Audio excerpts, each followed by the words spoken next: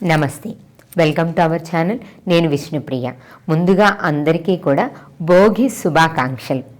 ధనుర్మాసంలో వచ్చే పండగల్లో అతిపెద్ద పండుగ సంక్రాంతి పండుగ. మిగతా పండుగలన్నిటినీ కూడా మనం ఒక్కరోజు మాత్రమే చేసుకుంటాం.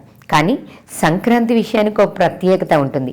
సంక్రాంతి పండుగని 3 రోజుల పండుగగా జరుపుకుంటాం. అతి పెద్ద పండుగ అని కూడా చెప్తాం. 3 రోజులకి కూడా ఒక్కొక్క రోజుకి ఒక్కొక్క విశేషం ఉందనే చెప్పాలి. ముందుగా జరుపుకునే పండుగ భోగి. భోగి పండుగకి ఆ పేరు ఎందుకు వచ్చింది, దాన్ని అలా ఎందుకు జరుపుకుంటారో ఇప్పుడు తెలుసుకుందాం. భోగి అంటే భోగభాగ్యాలను ఇచ్చేది అని అర్థం. మనిషి జీవన విధానానికి కావాల్సింది ఏంటి? ఆహారము, వస్త్రాలు. ఇవి రెండే మనిషి జీవన విధానానికి ముఖ్యమైనవిగా భావించేవాళ్ళు. ఈ ఆహారం ఇంటికి వచ్చే పండుగ కాబట్టి ఈ సంక్రాంతి పండుగ ఎంతో పెద్దదిగా చెప్తారు. దీంట్లో భోగి రోజు ముందుగా మనకు వచ్చినటువంటి ఆహార పదార్థం అంటే ధాన్యం ఇంటికి వస్తుంది కదా, ఆ వచ్చినటువంటి కొత్త ధాన్యాన్ని భగవంతుడికి నైవేద్యంగా సమర్పించాలి.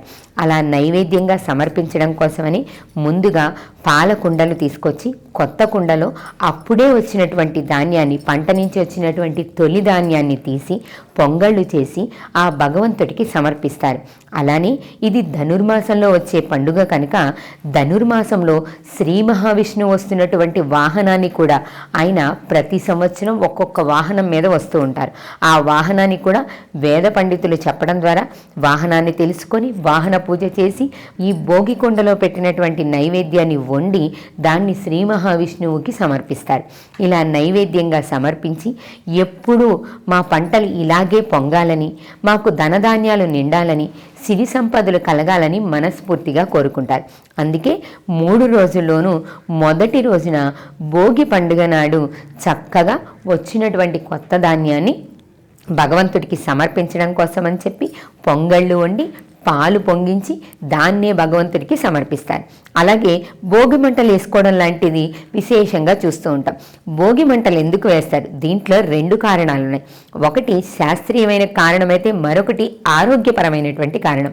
శాస్త్రీయపరమైన కారణం ఏంటి అంటే మన దగ్గర ఉన్నటువంటి పాత వస్తువులన్నిటినీ కూడా తీసి ఈ భోగి మంటల్లో వేసేసి గడిచిపోయిన గత కాలంలో ఉన్న చేదు జ్ఞాపకాలన్నిటినీ కూడా ఆ మంటలతో పాటే మనం పంపించేసి కొత్త ఉత్సాహంతో నూతనంగా జీవితాన్ని ప్రారంభించాలి అనే సంకేతం ఒకటి ఉంది.